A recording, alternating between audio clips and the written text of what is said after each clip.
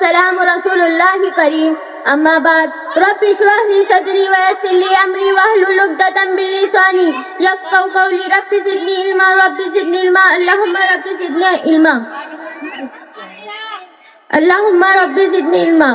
میری پیاری ماں اور بہنوں، السلام علیکم ورحمۃ اللہ وبرکاتہ۔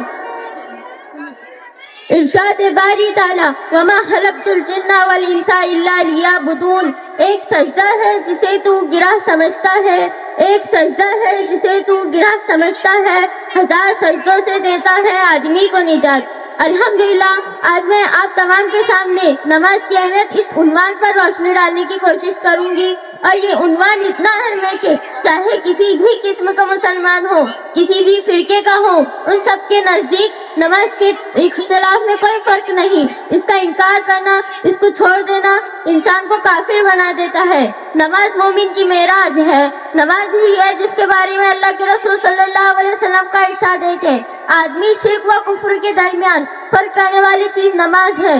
جب آپ صلی اللہ علیہ وسلم کسی پریشانی یا مشکل میں مبتلا ہو جاتے تو نماز و صبر سے استقامت حاصل کرتے۔ میری ماں اور بہنوں، نماز ایک ایسا فریضہ ہے جس کی کوئی معافی نہیں، یعنی نماز کسی بھی حال میں معاف نہیں ہے۔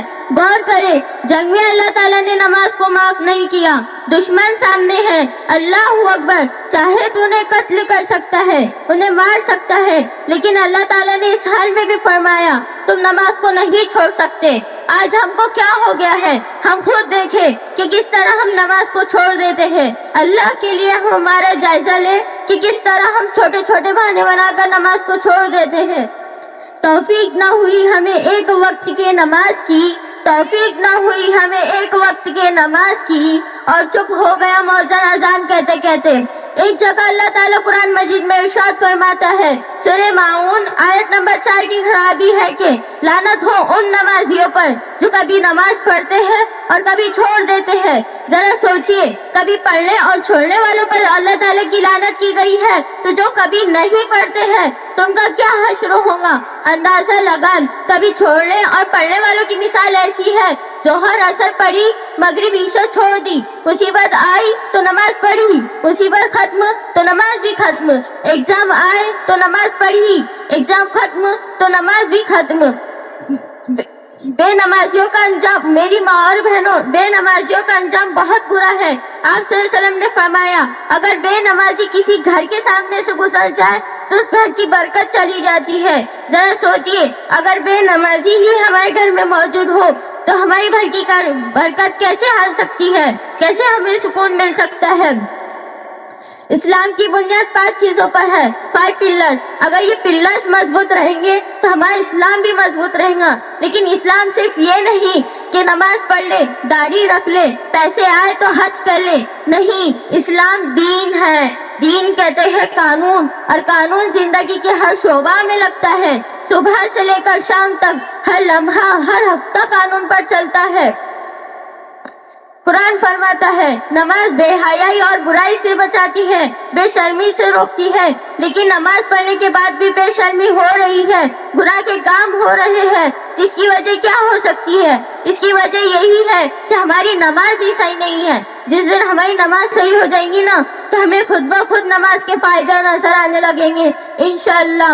قرآن میں بہت جگہ نماز کا حکم ملا ہے، کہیں بھی قرآن میں ارشاد فرمایا گیا کہ نماز قائم کرو، کہیں بھی یہ حکم نہیں ملا کہ نماز پڑھو۔ نماز قائم کرنے اور نماز پڑھنے میں بہت فرق ہے۔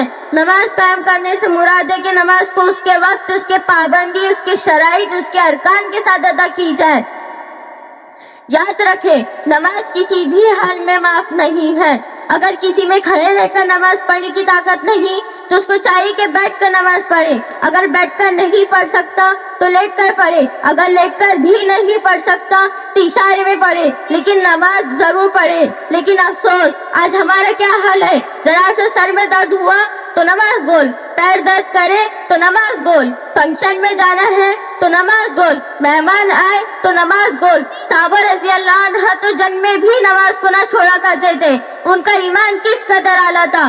آج ہم نے اس رب کی عبادت کو چھوڑ دیا ہے جس نے ہمیں صحت و تندرستی جیسی نعمت سے نوازا، آج اگر وہ ہم سب سے چھین لیا جائے تو کچھ بھی باقی نہیں رہے گا۔ آپ صلی اللہ علیہ وسلم کی آنکھوں کی ٹھنڈک نماز ہے۔ جی آپ کا آخری وقت تھا، آپ کے منہ سے یہی الفاظ نکل رہا تھا کہ نماز قائم کرو، نماز قائم کرو۔ قیامت کے دن سب سے پہلے حساب نماز کا ہوگا۔ جس کی نماز اچھی ہوگی اس کے سارے اعمال اچھے ہوں گے۔ اس لیے میری ماں اور بہنوں، ہمیں نماز کو خشوع و خضوع کے ساتھ ادا کرنا چاہیے تاکہ ہمارا حساب آسان ہو جائے اور ہم قیامت کے دن ذلت و رسوائی سے بچ جائیں اور ہمارا شمار نیکوکار میں ہو جائے۔ آخر میں اللہ تعالیٰ سے دعا ہے کہ اللہ تعالیٰ ہم سب کو عمل کرنے کی توفیق عطا فرمائے۔ آمین یا رب العالمین۔ وآخر دعوانا الحمدللہ رب العالمین۔